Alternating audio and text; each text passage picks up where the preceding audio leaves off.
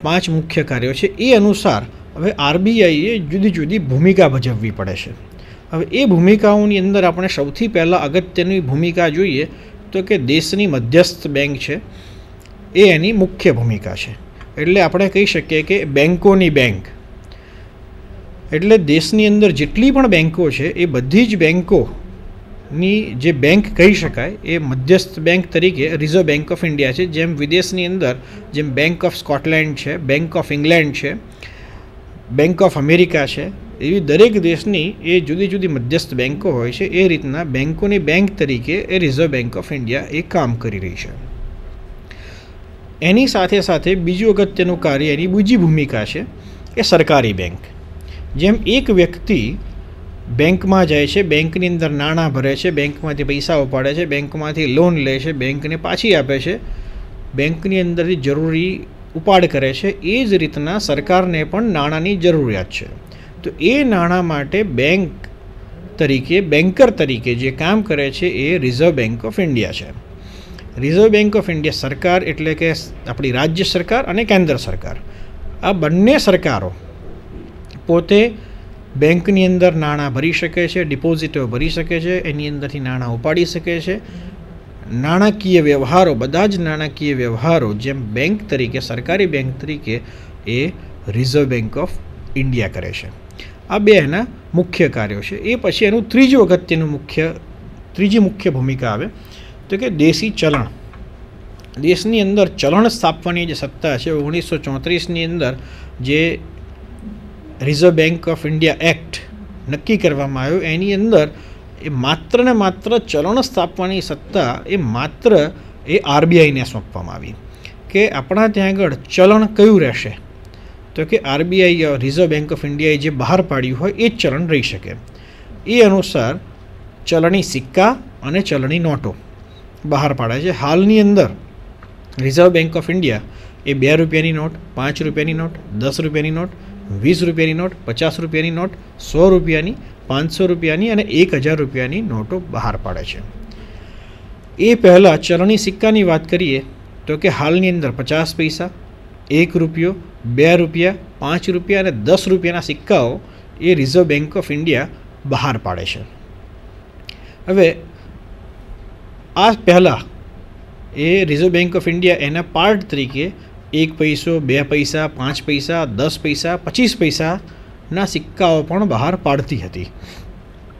એટલે સિક્કા, ચલણી નોટો, એની અંદર વધારો ઘટાડો કરવો, એની અંદર ફેરફાર કરવો અને કઈ નોટ બહાર પાડવી એની સત્તા એ રિઝર્વ બેંક ઓફ ઇન્ડિયાની પાસે છે. એટલે ચલણી નોટો છાપનાર તરીકે પણ રિઝર્વ બેંક ઓફ ઇન્ડિયા એ અગત્યનું કામ કરે છે. આ જે ચલણી નોટો છપાય છે એને સંગ્રહ કરવામાં આવે છે, એની જુદી જુદી તિજોરીની અંદર એને ગોઠવણ કરવામાં આવે છે.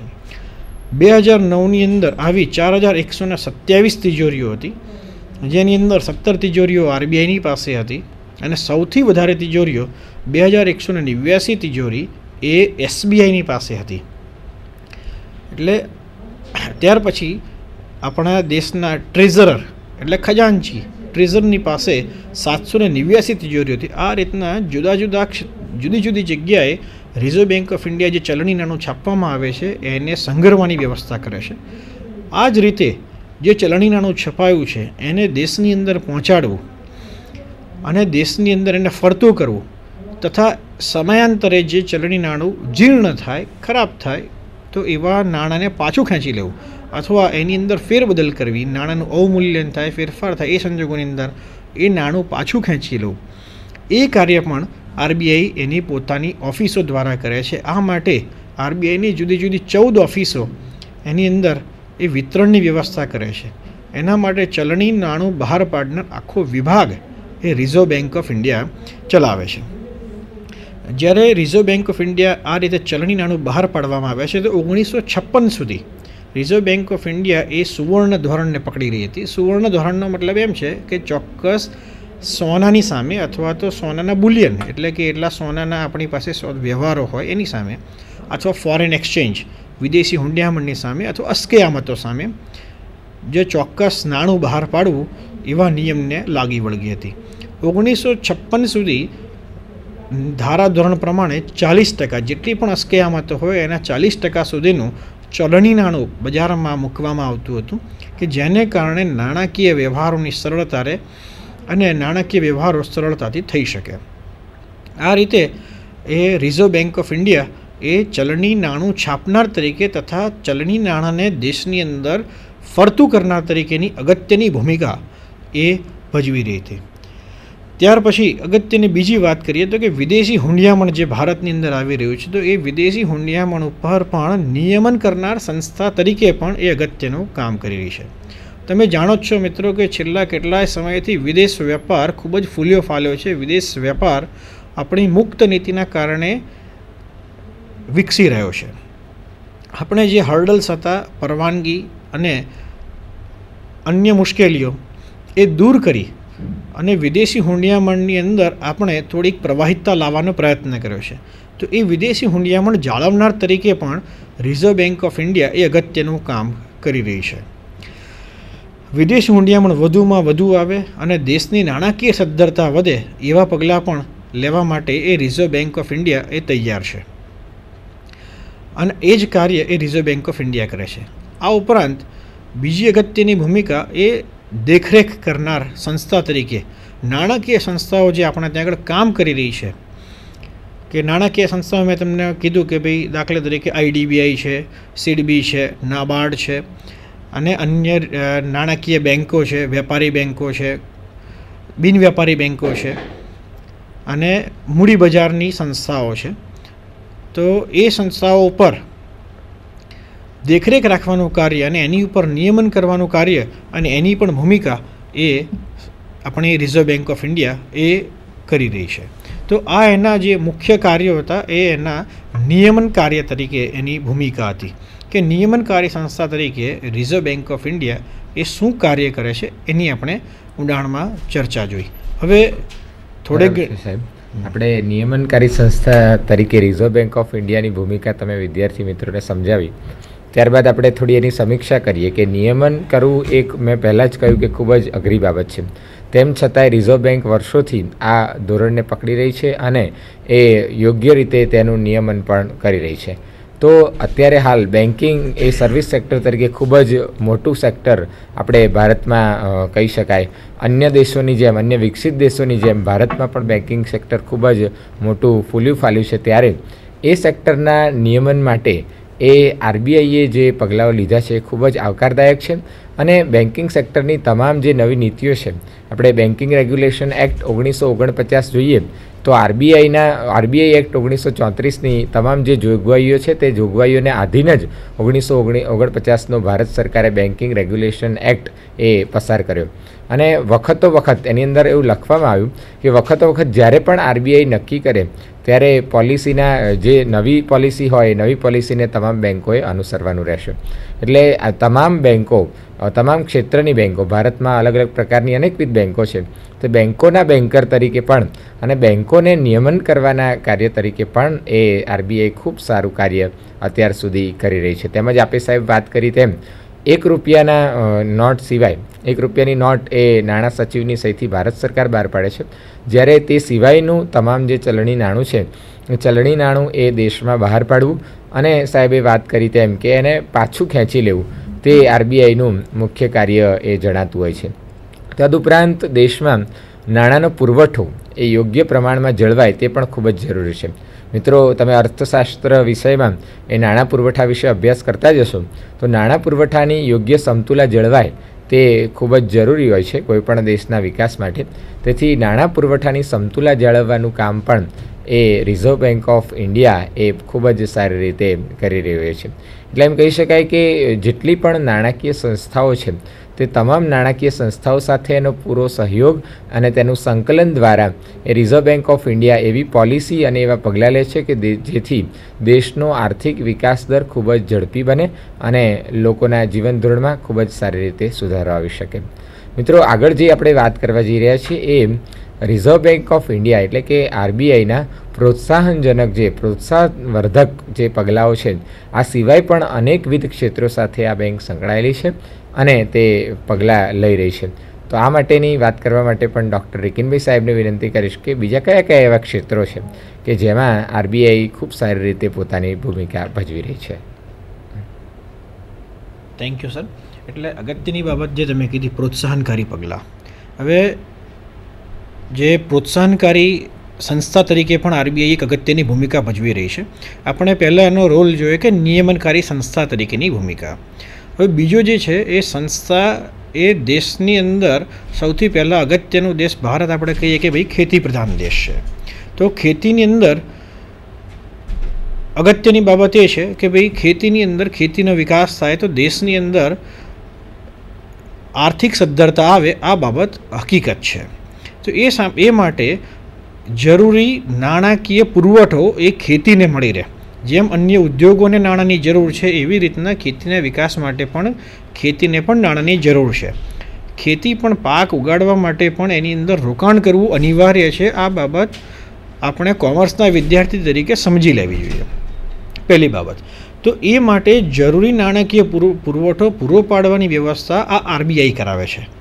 કે દાખલા તરીકે એણે નાબાર્ડ જેવી સંસ્થાઓની સ્થાપના કરી કે જે ખેડૂતોને સસ્તા દરે ધિરાણ પૂરું પાડે છે.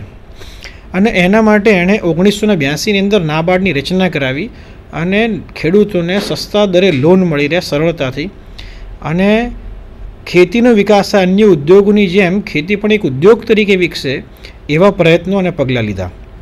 બીજી બાજુએ વખતો વખત મિત્રો તમે ઘણી વખત જોયું પણ હશે કે જ્યારે પણ દુષ્કાળની પરિસ્થિતિ સર્જાય, મુશ્કેલી સર્જાય, તો એ સંજોગોની અંદર સરકાર દ્વારા આરબીઆઈને વિનંતી કરવામાં આવે છે કે ભાઈ જે ખેડૂતોની તકલીફો છે એ દૂર કરવામાં આવે.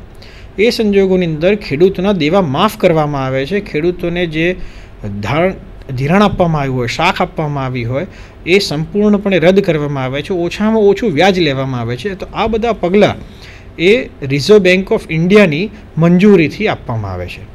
આ વખતે જે ખાધ સર્જાય કે પૈસાની જરૂર પડે એ પૈસાની જરૂર કે જરૂરી ખાધ એ રિઝર્વ બેંક ઓફ ઇન્ડિયા એ પોતાની જે ટ્રેઝરી બિલ, નવા ટ્રેઝરી બિલ રજૂ કરીને અથવા તો ટ્રેઝરી બિલની માળવાળ કરીને અને ટ્રેઝરી બિલના ઉપયોગ દ્વારા એ જરૂરી નાણાં ખાધ પૂરી પાડે છે. અથવા તો વધારાના જે પૈસા છે એ પૈસાને ડાયવર્ટ કરવામાં આવે છે.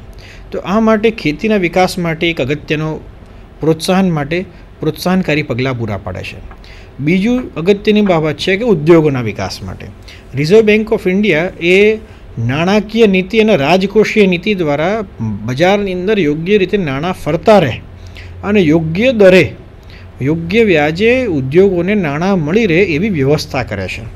તો એ સંજોગોની અંદર ઉદ્યોગ માટે પણ પ્રોત્સાહનકારી પગલાં એ રિઝર્વ બેંક ઓફ ઇન્ડિયા પૂરી પાડે છે.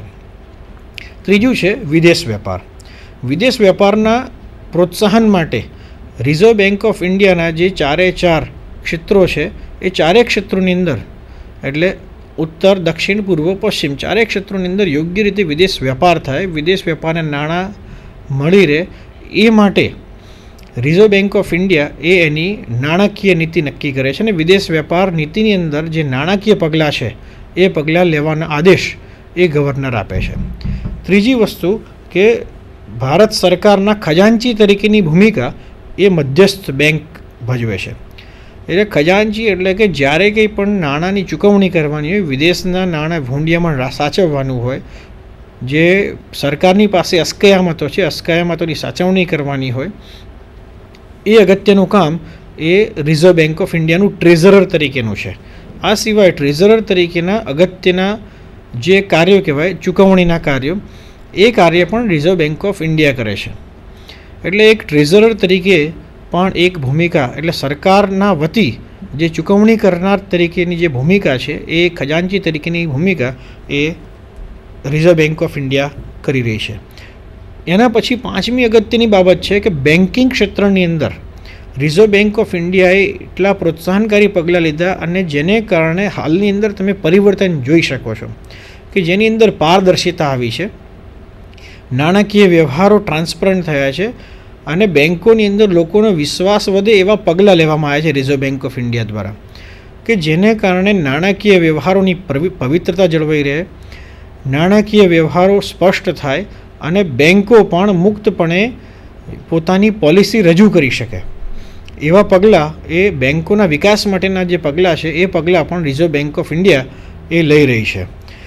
ત્યાર પછી જે અગત્યની અગત્યની બાબત એ છે કે દેશની અંદર જે વિવિધ ક્ષેત્રની અંદર કામ થઈ રહી છે, જે દેશનો વિકાસ થાય છે, દેશની અંદર જુદા જુદા કાર્યો થઈ રહ્યા છે, એ કાર્યો પણ રિઝર્વ બેંક ઓફ ઇન્ડિયા એ પોતાના ડેટા તૈયાર કરે છે. એ પોતાના data A reserve bank of India A publish કરે છે. તમે એના માટે www.rbi.org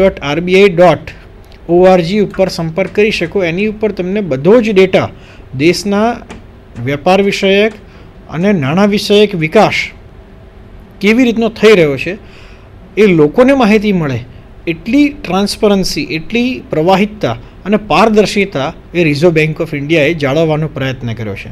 આ દ્રષ્ટિએ એમ કહી શકાય કે ભાઈ reserve bank of India A overall દેશના વિકાસ માટે, દેશની અંદર નાણાકીય સદ્ધરતા આવે, દેશનો જે નાણાકીય સ્થિરતા સાથે વિદેશ વેપાર વધે એના માટે અગત્યના કાર્યો કરી રહી છે.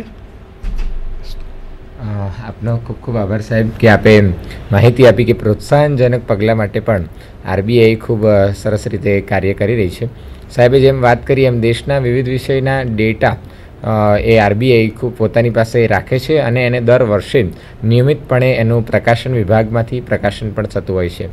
દેશના મહત્ત્વના પ્રશ્નો પર સંશોધનની કામગીરી પણ એ રિઝર્વ બેંક ઓફ ઇન્ડિયા પોતાની રીતે કરતી હોય છે અને એ નિયમિતપણે તેનું પણ પ્રકાશન કરવામાં આવતું હોય છે.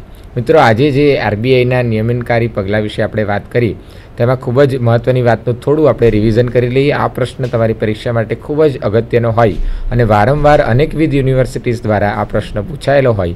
આ પ્રશ્ન તમારા અભ્યાસ માટે ખૂબ જ અગત્યનો છે. પછી પ્રથમ આપણે જોયું કે આરબીઆઈની સ્થાપના. આરબીઆઈનો સૌપ્રથમ તો આરબીઆઈ કાયદો 1934માં સરકાર દ્વારા રિઝર્વ બેંક એક્ટ એ પસાર કરવામાં આવ્યો. ત્યાર પછી આરબીઆઈની સ્થાપના 1 એપ્રિલ 1935ના રોજ થઈ. એ પણ તમારે ધ્યાનમાં રાખવું જોઈએ. અને તેનું નેશનલાઇઝેશન એટલે કે રાષ્ટ્રીયકરણ એ 1949માં સરકારશ્રી દ્વારા કરવામાં આવ્યું. ત્યારબાદ તેના જે અગત્યના કાર્યો છે તેની પણ સાહેબે આપણને ખૂબ જ સુદૃઢ રીતે આપણને માહિતી આપી. તેનું પ્રથમ જે કાર્ય છે એ નિયમનકારી કાર્ય તરીકે, એને નિયમન માટેની જરૂરિયાત તરીકે કે અન્ય લોકો સાથેનો વ્યવહાર, બેન્કિંગ એ ઓપન લોકો માટેનો એક્સેસ છે, એટલે કે દરેક વ્યક્તિ એનો ઉપયોગ કરતો હોય છે, દેશનો સામાન્યમાં સામાન્ય. તેથી નિયમન માટેની જરૂરિયાત એ ખૂબ વધી જતી હોય છે. તે માટે એ નિયમનની જરૂરિયાત ઊભી થઈ છે. જ્યારે તમે કાર્યોને લખશો ત્યારે મુદ્દાસર તમારે એ કાર્યો લખવાના છે. એટલે કે પ્રથમ કાર્ય આરબીઆઈનું જે છે એ મધ્યસ્થ બેંકનું કાર્ય